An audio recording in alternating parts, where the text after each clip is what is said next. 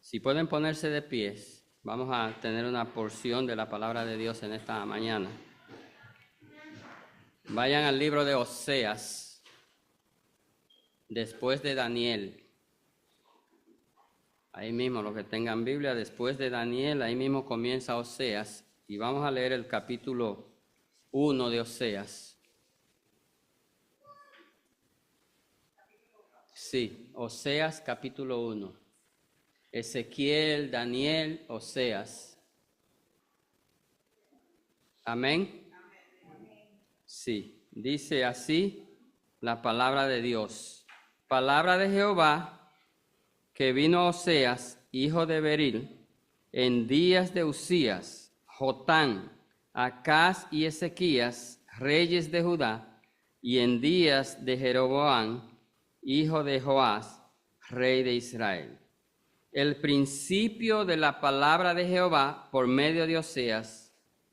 Dijo Jehová a Oseas: ve, tómate una mujer fornicaria e hijos de fornicación, porque la tierra fornica apartándose de Jehová. Fue pues y tomó a Gomer, hija de Diblaim, la cual concibió y le dio a luz un hijo. Y le puso Jehová, ponle por nombre Jezreel, porque de aquí a poco yo castigaré a la casa de Jehú por causa de la sangre de Jezreel, y haré cesar el reino de la casa de Israel. Y en aquel día quebraré yo el arco de Israel en el valle de Jezreel. Concibió ella otra vez y dio a luz una hija, y le dijo Dios: ponle por nombre Lo-ruhama, porque no me compadeceré más de la casa de Israel, sino que los quitaré del todo. Mas a la casa de Judá tendré misericordia y los salvaré por Jehová su Dios, y no los salvaré con arco, ni con espada, ni con batalla, ni con caballos, ni jinetes. Después de haber destetado a Lo-ruhama, concibió y dio a luz un hijo. Y dijo Dios: ponle por nombre Lo-ammi, porque vosotros no sois mi pueblo, ni yo seré vuestro Dios. Con todo, serán el número de los hijos de Israel como la arena del mar, que no se puede medir ni contar. Y en el lugar donde les fue dicho: vosotros no sois pueblo mío, les será dicho: sois hijo del Dios viviente. Y se congregarán los hijos de Judá y de Israel, y nombrarán un solo jefe, y subirán de la tierra, porque el día de Jezreel será grande. Amén. Padre de gracia, esta es tu palabra. Y nos ponemos frente a ella confiando que tú hablarás a tu iglesia a través de ella. Permite, Señor, que sea de bendición y que nosotros podamos entender lo que tú tienes para nosotros en esta mañana. En el nombre de Jesús. Amén. Muchas gracias. Pueden sentarse.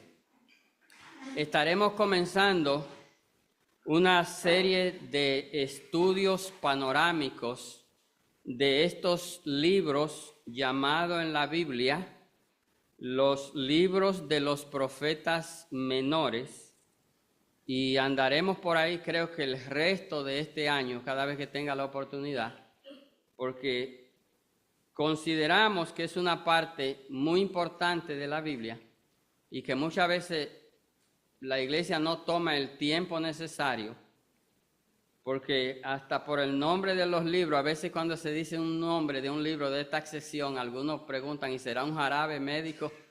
No, es un libro de la Biblia, ¿verdad? Entonces miraremos de manera panorámica, como le dije, con el deseo de despertar o seguir despertando en usted el interés, entonces de en su casa hacer su propia tarea, y esta va a ser una guía para que ustedes tengan algo extra que leer y que estudiar Recuerden que no hay nada más importante que poder conocer la palabra de Dios, porque no habrá obediencia sin conocimiento. Entonces, hemos titulado esto, Misericordia de Dios aún en medio del juicio. Esta parte de la Escritura, llamada los profetas menores o el libro de los 12, dado que 200 años antes de Cristo era conocido como un solo libro con diferentes mensajes.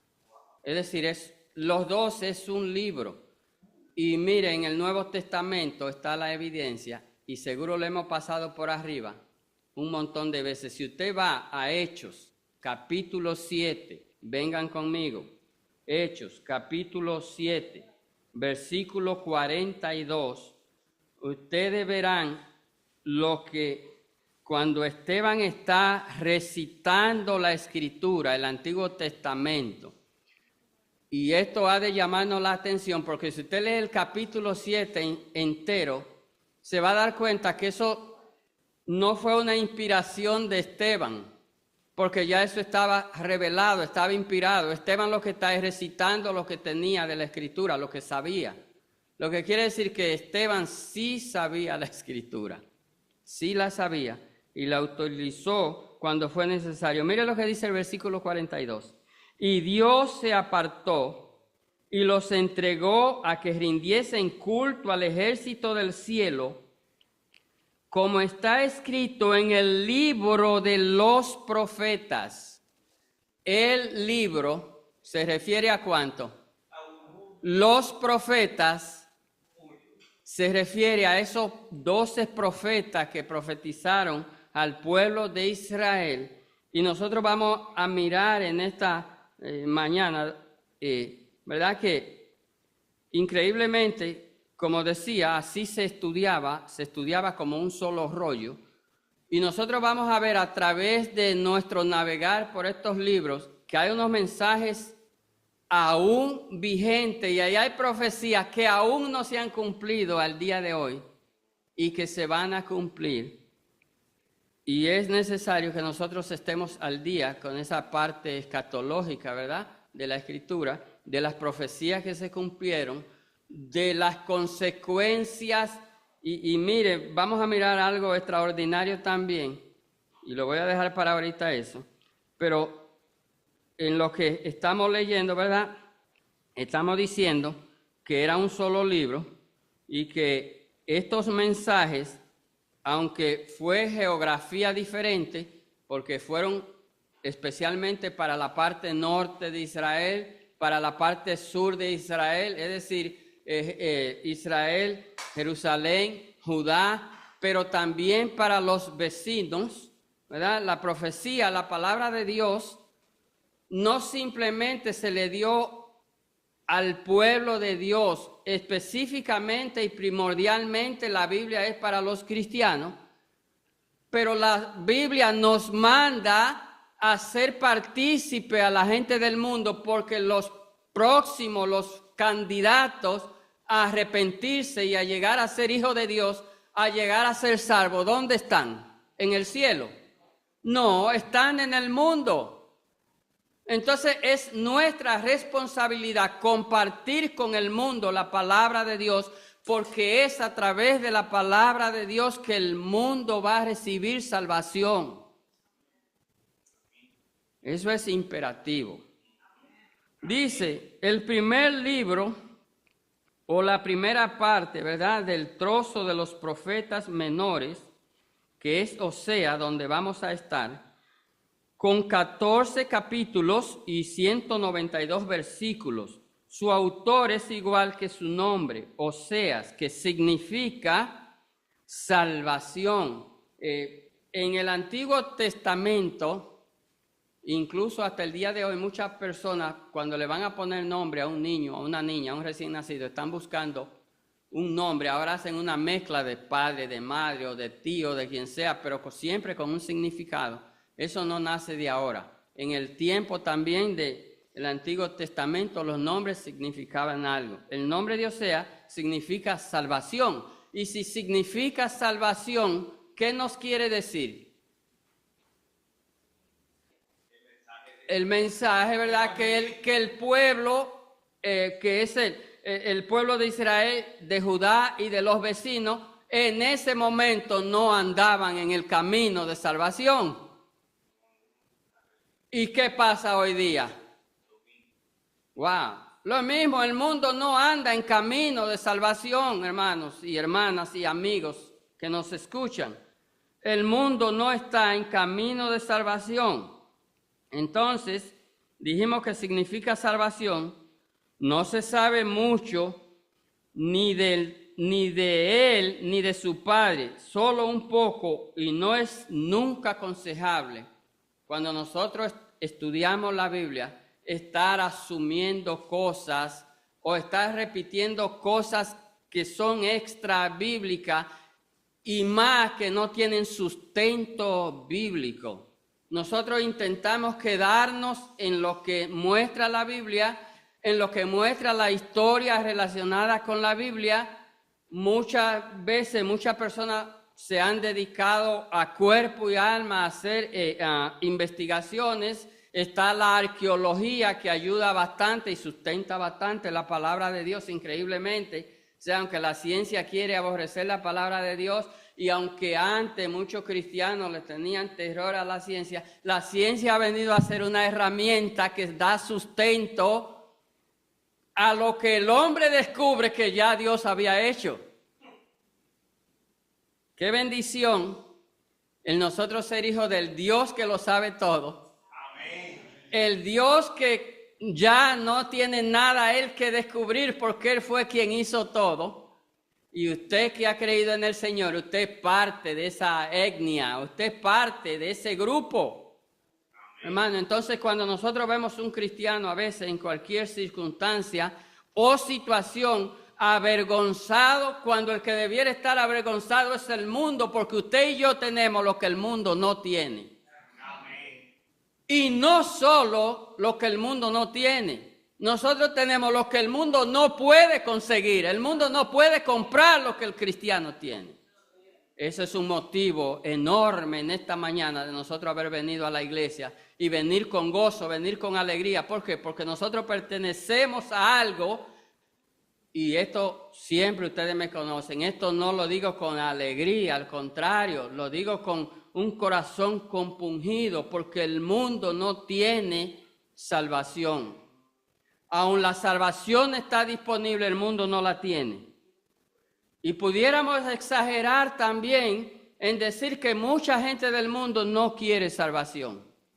Porque usted puede hacer lo que haga humanamente posible y ellos no quieren salvación. Dijo el Señor en la cruz, perdónalos porque ellos no saben lo que hacen.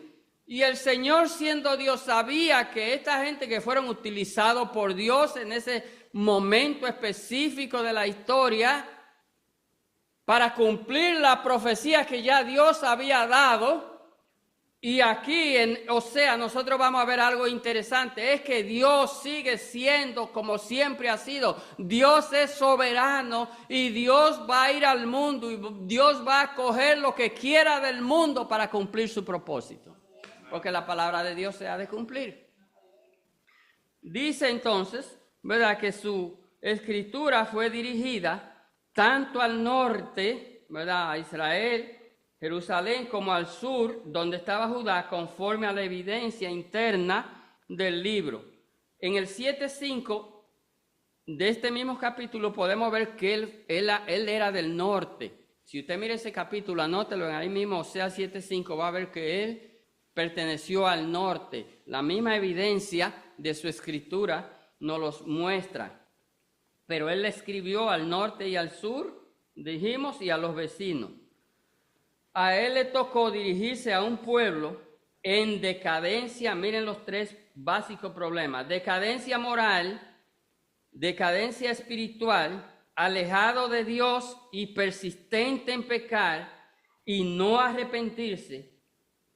Y esto es un gran problema para el cristiano del día de hoy, lamentablemente pudiéramos decir que hay cristianos aún dentro de las congregaciones cristianas que pecan sin ningún temor de Dios y pecan tanto y hacen un hábito tan automático de pecar que ellos siguen pecando y siguen pecando y siguen pecando y ya el pecado no lo inmuta. Y cuando un cristiano llega a esta condición, tiene que preocuparse. Porque si el pecado no te molesta, y debemos aclarar que no estamos diciendo que no pecamos, porque entonces dice la Biblia que le hacemos a Dios mentiroso, ahí no es que está. Esto se usa como excusa para la gente no querer arrepentirse, porque la gente dice, yo no puedo vivir eso ni puedo llevar eso porque es una carga. Y ciertamente en un sentido tienen razón, una persona sola no puede llevar la carga del Evangelio. Porque el Evangelio fue diseñado para vivirse con la ayuda de Cristo. Y por eso Cristo viene a nosotros, viene el Espíritu Santo a nosotros y nos ayuda, dice, en nuestras debilidades. Porque no hay manera de poder ser cristiano si fuera por ti o por mí. Entonces, esas tres condiciones, ¿verdad? Se habían olvidado del llamado de servir y obedecer a Dios, cosa que no hicieron.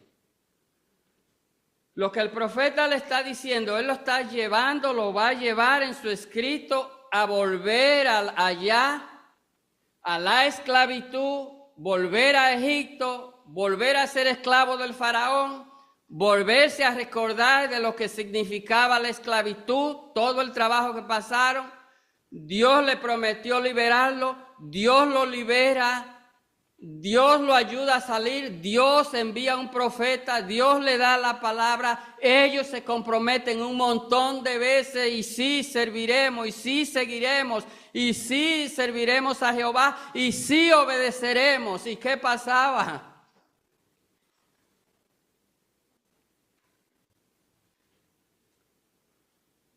Nosotros miramos en Deuteronomio 28, 1 y 2 y 28, 15. El pueblo fue llamado a obedecer a Dios, el mismo pueblo. Recuerde que la escritura del Antiguo Testamento no fue para una persona, fue para un pueblo. Y aún las primeras generaciones y la segunda y la tercera estaban bajo ese pacto de obediencia. Y ese pacto de obediencia era condicional. Y esto debemos de entenderlo. El pacto condicional quería decir que estaba sujeto a que ellos tenían que cumplir, ellos tenían que obedecer. Más sin embargo, aunque era condicional para ellos, el amor de Dios fue incondicional. Y mire, cuando nosotros miramos esto, es decir, cuando nosotros miramos que Dios le pone condiciones a ellos de obediencia, ¿usted sabe lo que eso quiere decir? Primeramente o primordialmente que Dios es fiel y Dios siempre va a cumplir lo que promete, y la fidelidad de Dios no es condicional. Lo que es condicional es las consecuencias del pecado del pueblo. ¿Qué queremos decir con esto? Que aunque el amor de Dios, y esto hay que entenderlo bien claro, aunque el amor de Dios es incondicional, la incondicionalidad del amor de Dios no te librará de la consecuencia del pecado. ¿Qué es lo que Dios hace con los profetas, con todos los profetas que vinieron a hablar al pueblo? Los profetas vinieron a llamar al pueblo a la obediencia. ¿Qué pasó con todas esas generaciones que desobedecieron a Dios? Lo que tenía que pasar, consecuencia del pecado. Ustedes van a ser dispersados, ustedes van a volver a la esclavitud, van a ser regados, van a ser sacados de la comodidad, van a tener que abandonar la tierra que fluye leche y miel, van a tener que volver a trabajar bajo el orden de un rey humano. Los reyes humanos y las palabras del humano son cambiantes cada día. El humano se acuesta de una manera y se levanta de otra, pero el Dios que usted y yo le servimos se acuesta y se levanta de la misma manera, porque Dios es fiel y Dios cumple sus promesas. Temas principales.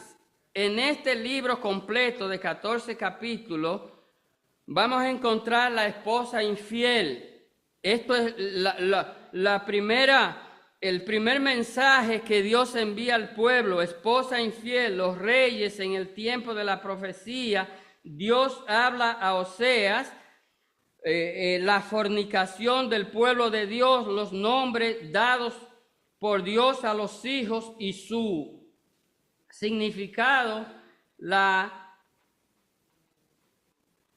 te desecharé, le dice Dios, por tu pecado. Y esto es una palabra, mire, cuando Dios desecha,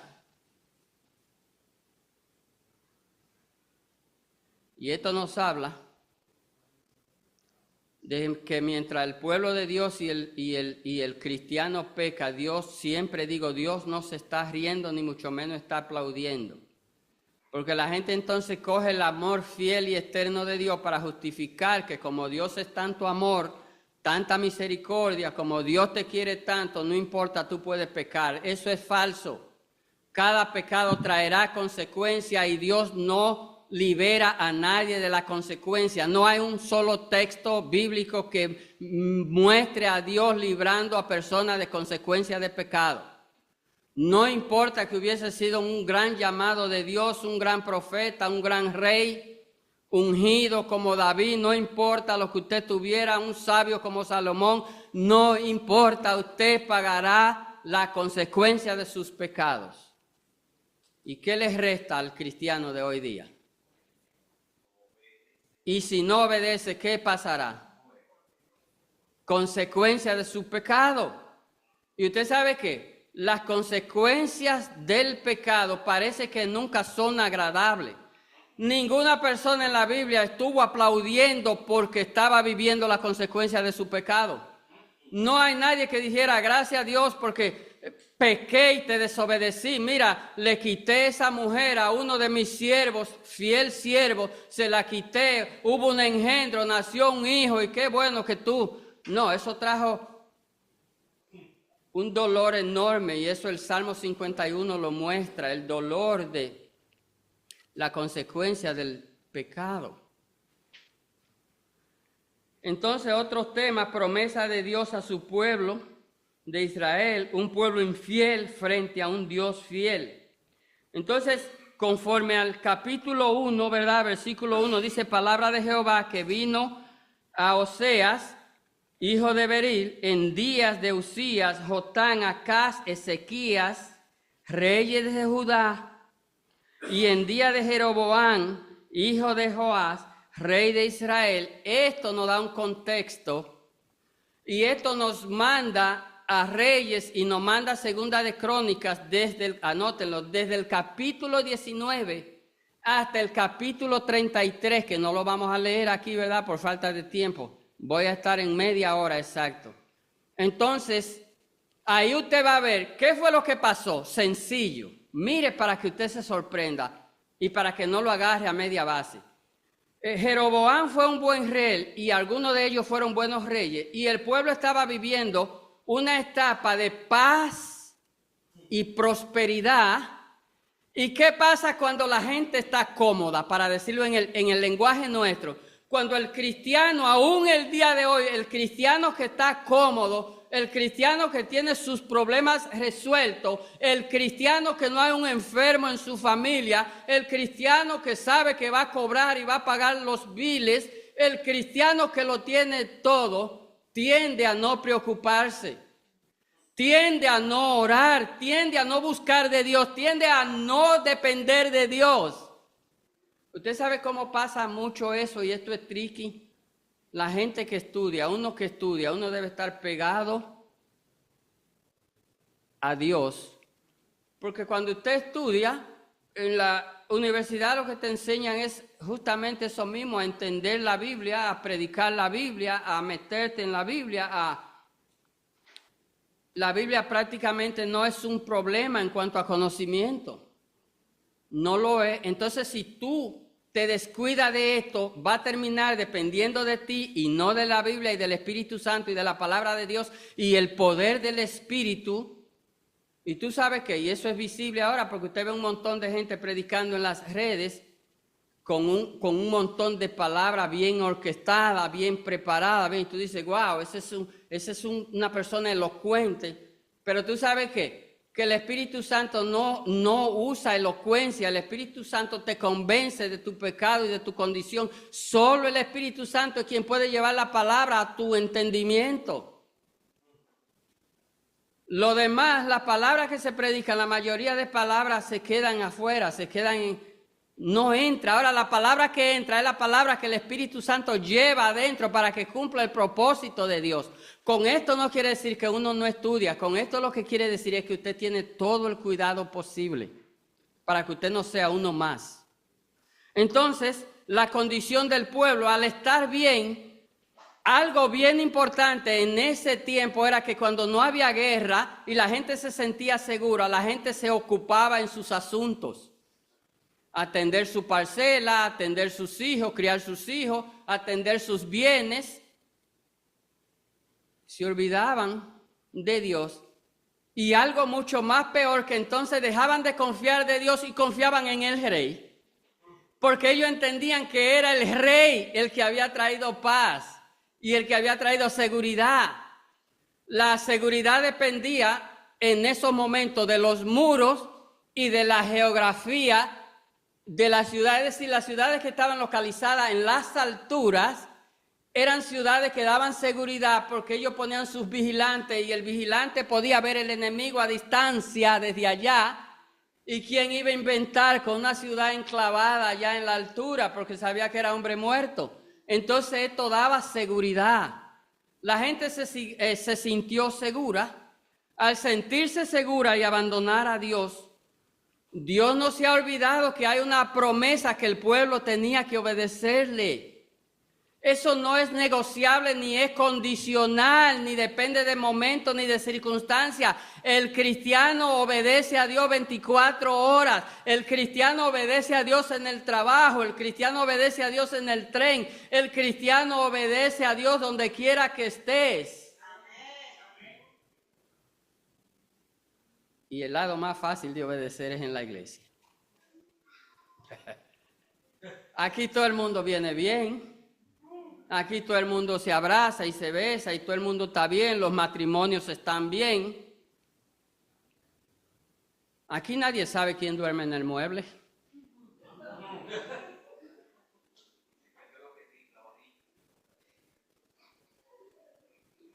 Aquí nadie sabe si hubo una discusión antes de venir a la escuela. Sobre todo nosotros los que somos desesperados. No discutí. No, por si acaso. Lo que nos desespera venir temprano, los que queremos venir temprano y usted esperando en el carro y la esposa poniéndose más bonita de la cuenta, yo no sé para qué. Entonces, ¿verdad? Hay que tener mucho cuidado. Este fue el problema. Si nosotros miramos, este fue el problema. Dios le llama la atención y le dice, mira, en el versículo 2, el principio de la palabra de Jehová. Quiere decir que no iba a ser esta sola, no iba a ser este solo llamado. Este era solo el principio, el llamado de atención. Y eso nos dice a nosotros que Dios sigue dando oportunidades al pecador para que se arrepienta de su pecado mientras esté vivo. Pero llegará un momento triste que las oportunidades se acabarán. Mira, dice el principio de la palabra de Jehová por medio de Oseas, un verdadero profeta. Un profeta era una persona que venía y traía un mensaje al pueblo directamente de Dios. Eso era cuando era un profeta de Dios. Traía un mensaje. ¿Cómo nos pareciéramos nosotros a los profetas de Dios, que hoy somos profetas de Dios? No en el sentido de oficio, sino en el sentido que nosotros nos preocupamos cuando venimos a la iglesia a exponer un mensaje, traer una Biblia y hablar de lo que dice la Biblia, no simplemente de lo que dice cuando se lee, sino de lo que quiere decir. Porque al fin del día lo que la iglesia necesita es aplicar lo que conoce de la Biblia a su vida práctica. Mira lo que hace el Señor. Él toma este tema, ¿verdad? Él le dice, ve la palabra de Jehová por medio de Oseas. Dijo Jehová a Oseas, ve y tómate una mujer fornicaria e hijos de fornicación, porque la tierra fornica apartándose de Jehová. Mire, déjemele decir que el que lee esto y no lo entiende, lo que va a pensar es que Dios estaba de acuerdo con la fornicación. No, Dios lo que está es presentando un problema tan grave y lo está presentando para que no haya excusa de que el pueblo no entienda. Mira, Dios toma la institución más antigua que ellos conocían, que era el matrimonio. Ustedes saben que la cultura hebrea es muy selectiva en cuanto a matrimonio se refiere. No he buscado la estadística, pero usted no oye comúnmente decir que en Israel y que todavía hasta el día de hoy esa gente se están divorciando todos los días como otras razas. Esa gente eligen las parejas de sus hijos. Ustedes saben que cuando los niños cumplen 12 años y 13 años se le hace una fiesta enorme para declarar que ya son adultos y se invitan a familiares y amigos, un círculo interno, compañeros de trabajo. Y es con el objetivo de que esos muchachos conozcan los otros muchachos de sus parientes, de sus cosas, para que se empaten. Es muy difícil usted ver una mujer hebrea con un dominicanito ahí con clineja y cuantas cosas. Entonces Dios toma esto y le dice, para mostrarle cuál era el gran problema. El gran problema era que el pueblo había dejado el Dios de la promesa y había confiado en el hombre de la palabra falsa. Por varias razones no es aconsejable confiar en los hombres. La primera es que el hombre cambia a cada momento. La religión cambia a cada momento. Ustedes saben que hay religiones por ahí que tienen un sinnúmero de gente dedicada a ver y a revisar los números, el crecimiento y a buscar los problemas, por qué la gente no va a su iglesia, por qué la gente está donde está, por qué la gente ha dejado de venir, por qué la gente ha dejado de dar. Y entonces cuando ellos descubren los verdaderos problemas, entonces ellos se van a la doctrina y dicen, no, pero espérate, es que esto está impidiendo que la gente venga.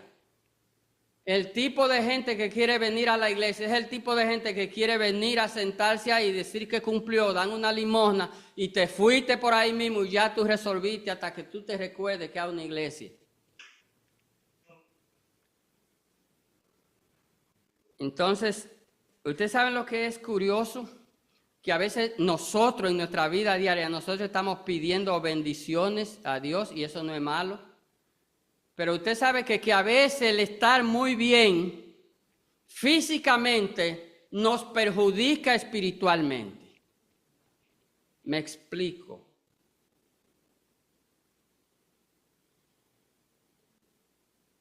¿Cuánta gente no está pidiéndole a Dios por un trabajo? Y usted sabe, el que ha estado sin trabajo sabe lo que es estar sin trabajo.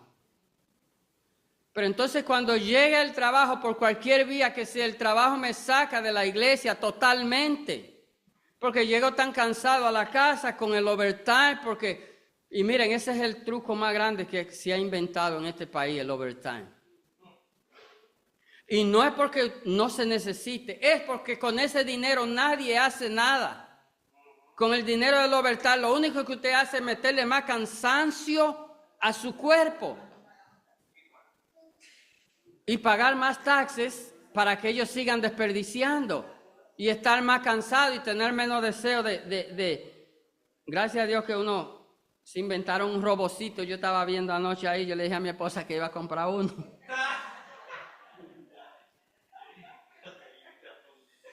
Lo que ayudan en la tarea de la casa.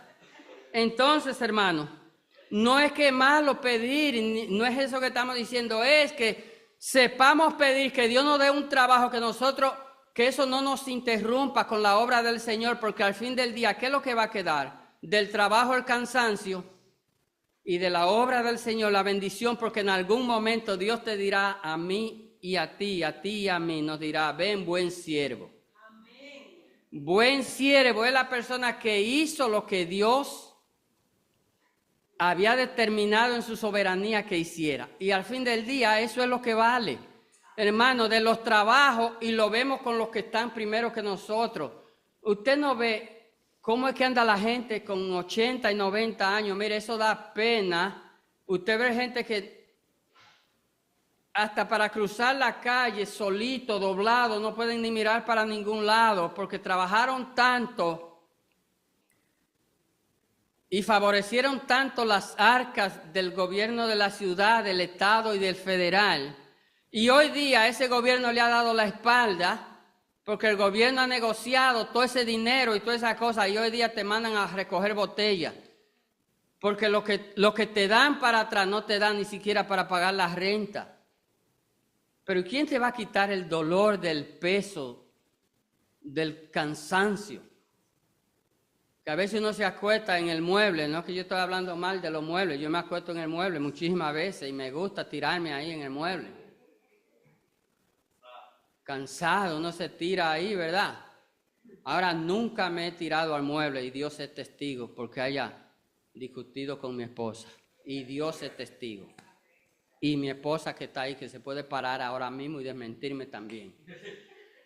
Entonces, ¿verdad? Al estar en bonanza, se olvidaron de Dios y Dios toma esto. Y hay algunos comentaristas que dicen, esto es alegórico porque cómo Dios va a mandar a que un siervo de él, un profeta, se case con una, en ese término aquí, es prostituta.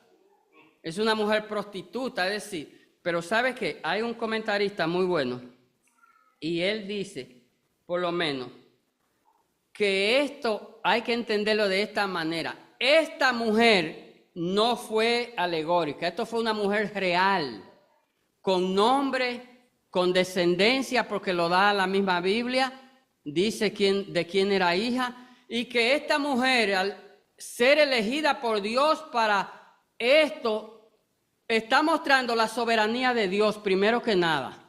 Dios tiene la libertad de hacer lo que Él quiera. Dios la toma y cuando el profeta la toma no era todavía. Él toma una mujer normal, común y corriente, como tú que conoces tu esposa, conociste a tu hermana, te enamoras y te casas. Luego en el camino la mujer se prostituye. ¿Cuántos casos no conocemos de eso? Y dejan su familia abandonada y se van. Ese es el caso más cercano, es decir, es lo más cerca a lo que se puede entender en la Biblia, que esta mujer se casó normal como era y se prostituyó y Dios la toma como ejemplo. Ya Dios sabía, porque lo que es futuro para nosotros es pasado para Dios. No hay nada que Dios no sepa y Él la toma y Él la manda para mostrarle a ellos. Y entonces, mire, toma este tema porque vamos el tema de la fornicación, por ejemplo. Mire, eso incluye mínimo 2 familias. ¿Usted sabe cuál es el dolor que hay entre 2 familias cuando una pareja se divide, se divorcia, cuando una pareja, familia de él, familia de ellos, y cada familia echándole la culpa a la otra? Ahí están unos niños que van a crecer sin padre o van a crecer sin madre. Ahí mismo se rompe el asunto porque hoy día la sociedad te dice muy claro, sí, y usted lo oye, no, yo soy mamá y papá. La Biblia no dice que una mujer es mamá y papá, y no dice que un hombre es papá y mamá. Usted hace todo el mejor esfuerzo, y usted hace el mejor esfuerzo como madre, y usted hace el mejor esfuerzo como padre, pero usted sabe que en ese niño siempre hay un vacío biológico, porque ese niño no fue creado por mí, que era doble cosa, ni por ella, que era doble cosa. Entonces ese vacío estará siempre. Y gracias a las madres y los padres que solo han echado hacia adelante a sus hijos, son campeones. Pero el deseo de Dios que cuando una persona se casa permanezca para siempre, dice que hasta que la muerte los separe. Eso es un principio. Entonces Dios toma, ¿verdad? Esa analogía y la entendemos como algo real, algo que pasó, porque la Biblia es literal, en el concepto general, la Biblia es literal. La Biblia no es simbólica, se entiende literal. ¿Por qué? Porque la Biblia es para ser aplicada, para ser vivida. La Biblia se vive cotidianamente, se vive todos los días. Entonces le dice que vaya y que tome esa mujer y que esa mujer fornicaria y que van a tener hijos de fornicación. Eso era profecía todavía para él. Entonces, para mostrarle el enojo, la ira, el desencanto de Dios con su pueblo, que después de Dios, cuando vemos la historia, después de Dios haber hecho todo lo que hizo por el pueblo, en cada momento que el pueblo necesitó a Dios, ahí estuvo Dios. Pero en cada momento que había prosperidad y paz en el pueblo, ahí desaparecía Dios de la vida de ellos. En la vida cristiana de hoy, penosamente hay personas del mundo que te mandan a orar porque fulano lo van a operar. Y nosotros oramos y nunca, es muy difícil tú ver a una gente inconversa que venga después de haber mandado a la iglesia a orar, que venga a darle la gracia a la iglesia. Vuelven a vivir su misma vida de pecado y vuelven a hacer lo mismo que hacían y vuelven a vivir la misma manera y vuelve el azote y vuelven entonces, porque ellos conocen el Dios de la varita mágica que tienen los cristianos. Y no estamos diciendo que es malo que una gente sepa que los hermanos oran por ellos. Nosotros oramos no simplemente por los hermanos, nosotros oramos como el Señor. Yo no simplemente oro por el mundo, dijo él en un momento de rechazo ya en su oración final. Yo oro por ustedes y oro por los que han de ser salvos. Esa gente que han de ser salvos todavía no están aquí. Y como no están aquí, es una oración principal, hermano. El viernes hablábamos, ¿verdad? De eso. Es una oración principal. Orar para que la gente reciba la palabra de Dios. Orar para que el Espíritu Santo obre en ellos y se arrepienten. ¿Cuántos familiares no tenemos que se burlan? Yo digo que se están burlando de ellos mismos porque ellos se consideran cristianos. Y acuden a eso y todo. Y en la menor oportunidad que tienen de tomar y de bailar, aunque usted no tome y beba y está con ellos lo hacen. Ellos lo hacen. Y nosotros seguimos orando por ellos. No nos cansamos de orar para que Dios en su misericordia lo alcance. Dice el versículo 3, fue pues y tomó a Gomer, hija de Dibián, la cual concibió y dio a luz un hijo. Ya Dios lo había profetizado, entonces usted ve que no puede ser un símbolo. Fue una realidad. Tuvo hijo, le dio nombre. A los hijos le dio nombre. 2 varones, una hembra. Entonces, una mujer fornicaria, ¿verdad? Como ilustración del pecado del pueblo, del deseo de pecar, pero había un pecado grave también. No era simplemente el pecado, sino era también como ellos se acomodaron y se olvidaron, ¿verdad? Están cómodos en la mecedora y ellos se olvidaron que Dios esperaba que ellos fueran los sacerdotes, porque desde el primer día de sacarlo de la tierra de la esclavitud, el bienestar económico era para ellos, pero la obra del Señor era que ellos iban a ser los sacerdotes de todos esos pueblos por los cuales ellos iban a estar rodeados, ellos iban a ser quienes le iban a mostrar el Dios de salvación.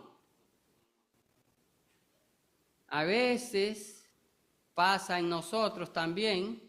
Estamos en una iglesia cómoda, con abanico, con hermanos que se preocupan. Ahí vi yo que Moisés hizo una obra de ingeniería enorme allá abajo. Yo no sabía que él era ingeniero, arreglando una cosa ahí. Estamos cómodos aquí, que no hay manera que nadie nos saque de aquí, hermano.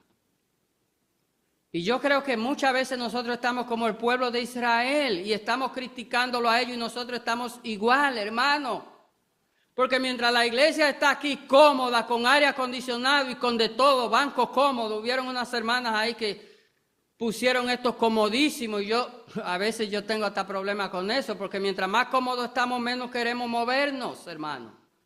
Y mientras nosotros no nos movemos y estamos en nuestras comunidades, hay un mundo que se pierde, hay un mundo que gime, hay un mundo que está ahí gritando porque no tiene esperanza.